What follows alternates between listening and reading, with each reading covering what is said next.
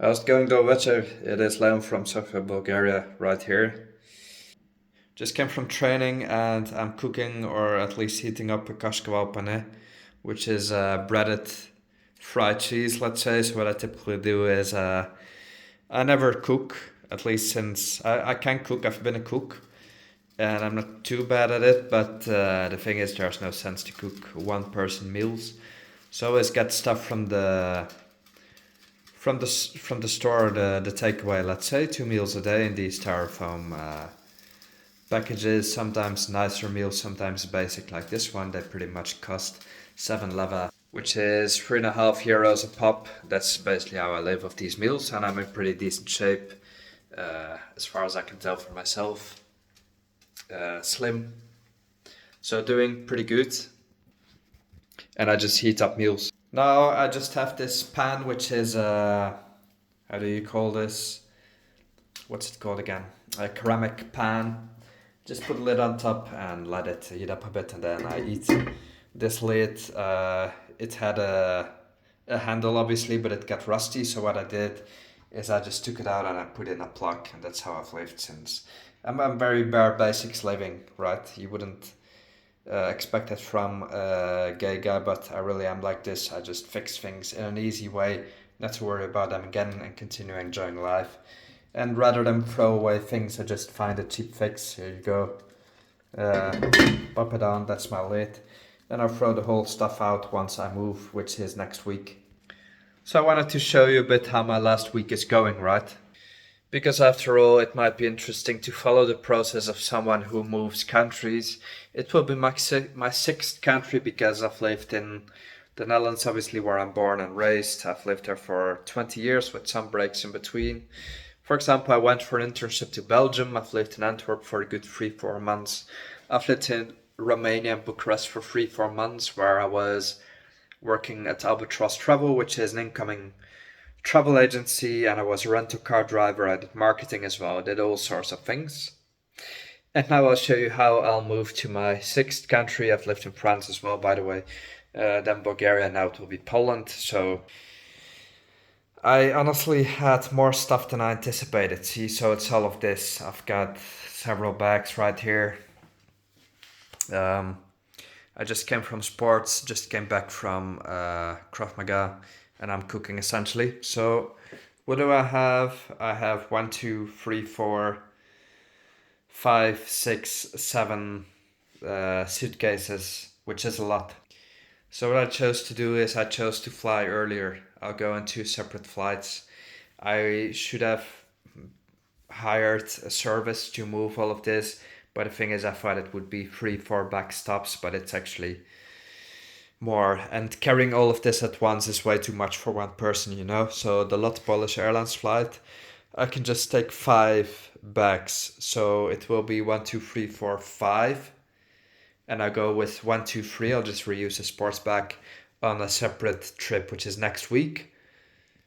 So next week I fly to Wrocław, Poland, because the flights to Warsaw were already like what, 600 leva, which is a lot of money to go there and come back 300 euros.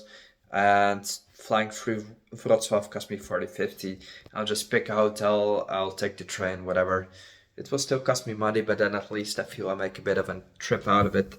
I'll go with my 3 bags, you know, and I'll work there for a week. I'll arrange my social security number and all of that, and I'll just come back after that week. Then fly one last time on the Saturday, and I'm out. That's it. That's 10 years wrapped up in just like that. It's over. So let me show you how my house actually looks right now. See, all of this is empty. And initially I was thinking, you may wonder where that pillow is, but it's right on my it's replacement office chair nowadays, because I've sold my office chair. I've had a screen that I've sold, you know, I've got my workstation right here. All of this is empty, see? And there's just nothing left. All the cupboards are empty. This is stuff of the landlord, it's not mine. The glasses, I leave some wine glasses that I had, and all of this is packed in these couple bags. So I think I'm on the right track. I have a lot of jewelry and stuff. It's not worth anything, but just random stuff I get from Egypt. I should wear it more, but just a lot of this stuff that's not worth a thing. But I like to dress up and stuff, so most of my stuff is actually clothes, right?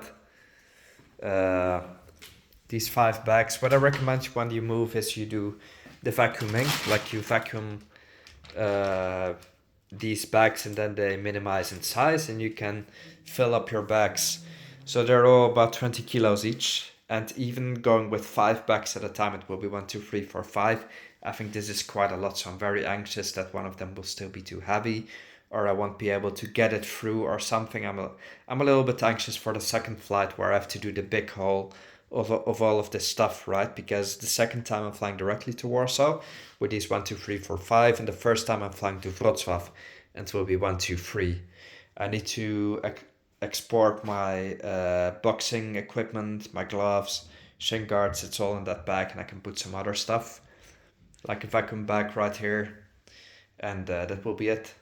What else do I got? I have a shaver, of course, shaving equipment, all types of creams and stuff. Most of it's already packed, but I've got to pack all this as well. And then there's actually my bedroom. I have the hair dryer, I have the clothing rack, the drying rack I'm leaving here. If anyone wants it, write me a message if you're in Sofia, because it's mine. I can basically just do with it what I want. It's not part of the apartment. And then this was once full of clothing, but now it's just underwear, couple shirts, and I'm spending my last 2 weeks basically in tracksuits, right? I have 2 sets of clothing left, and then I'll be off. Here we go, all empty as well. And that's how you move. Let me just watch the cooking, the heating process. I was initially thinking that it would be very hard to let go of the place, but once you have something new inside, you sort of jump at it and you start living towards it, if you see what I mean, and you get some excitement. So initially I would be crying, I would be losing sleep over all of it, but I've lived forward to it since about a year. So my manager started making me the offer that I could live where I wanted in January, February, and then I immediately said, yeah, I'll choose Poland. Because being a single guy, I don't need to discuss anything with anyone, and I just jumped at the opportunity. Now, few people know that Poland was actually my first choice before coming to Bulgaria. I once applied for a job at Philips, which is a Dutch company in Piła. Piła means a saw to cut wood, let's say. And Piła is a city in western Poland near Poznan. And I was supposed to work there, but eventually they didn't hire me because they said I was overqualified. Some strange excuse, but that's totally fine.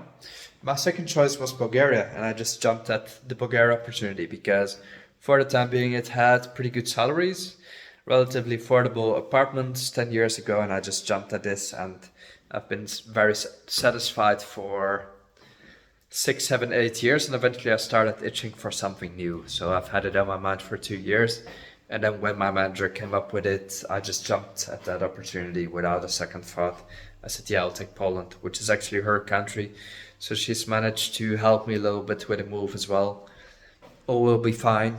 And yeah, that will be it, I suppose. 10 years here. And I've spent most of my time alone here, honestly. But I am quite social, and at the same time I can be a little bit withdrawn in the sense that I can be quite introverted, doing my own thing for a very long time. But the past few weeks, people have come out of the woodwork where it's been announced that I'm leaving next week. And people say, hey, let's meet, and actually have gifts. They give me a bottle of rakia, they give me char la sol, and just these very lovely things and these wonderful quality people that I have all around me. And I do at points feel very sad that I give that up. Very, very sad. Because it's quality connections that I've built up over 10 years. It's completely fine that I don't see these people every week or even every month. I had yesterday a friend, a girl, I haven't seen her for 7 months, but when we met yesterday, we have a very strong connection, we have a lot in common. Just lovely, quality and good-hearted people. Most of them I know through Krav Maga, which is why I recommend anyone, if they're able to join any martial arts club preferably an international one because you'll find local people speaking English, and at the same time you'll have sort of quality people who are not there to beat each other's teeth out, if that makes sense, right? And you'll have a sort of selection of people that you really, really want to be friends with. That's not to say you shouldn't go to an MMA gym, for example. I've been to Pitbull's MMA here in Sofia, and it was fantastic. The guys were awesome. Uh, Nothing against it per se, but perhaps it's a little bit overwhelming because there's tougher fights, more injuries, which is definitely not for me because I'm a bit of the panicky side and I'm just not the best at it. Nonetheless, yeah, these people have come out of the woodwork again. They thought, um, let's meet, right? People give me proposals. Tomorrow I've meeting with Vasil, who was a colleague from my first job when I came here, and I've been in touch with him for 10 years. He has a kid now, so we're drifting apart a bit, which is totally fine because why would I be on the list of priorities when there's a baby involved, right? But he's cut out some time to see me tomorrow. We'll go to a Bosnian grill restaurant called Sarajevo Grill. I've never been there. It's in Krasna Poljana, I think. It has very good reviews. And that will be my closing week. I'll have Krav Maga again on Thursday and Tuesday. Saturday, Sunday, I'll be in Malta. So I booked a Malta trip a few months ago. So Friday to Sunday, I'm flying out. Just, I've never been to Malta. Something to cross off the list. I want to spend the weekend in Valletta, just sipping wine, walking around, actually relaxing, clearing my head a bit because moving is quite intense. You get all sorts of emotions and you must cut out a bit of time for yourself where eventually you will become emotional. Perhaps you will cry.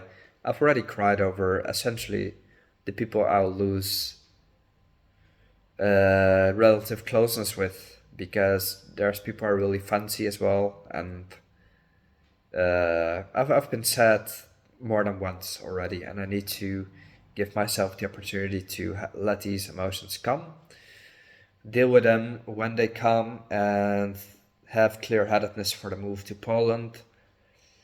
Right, all of this comes combined with my orange belt exam, which I've just had for Krav Maga, which is a bit tough as well, where you have this fight as part of the exam, which is a bit stressful as well, even though it went fine. All of it altogether is a bit of anxiety-inducing things, but I know the drill. I know the drill of moving. The scary thing is I found out with how much I can live. I thought when I started reducing my stuff that I couldn't do without anything, but I can live just fine without anything in my apartment like this. I could live in a shoebox essentially and be totally fine. And that reminds me of how powerful freedom and flexibility are, because I did get a bit comfortable here. You start accumulating stuff, but once it's all empty, first you feel very anxious getting rid of stuff, and eventually it starts to feel very freeing. Yesterday to this girlfriend, I gave all of my cleaning stuff, and it just felt great to give stuff away that somebody will use rather than leave it here, you know. This bottle of wine will be for my trainer, and that'll be my last week. Okay, I hope that was mildly interesting. If not, I'm sorry. And I'm gonna enjoy my Kashkawa pane. I'll see you later.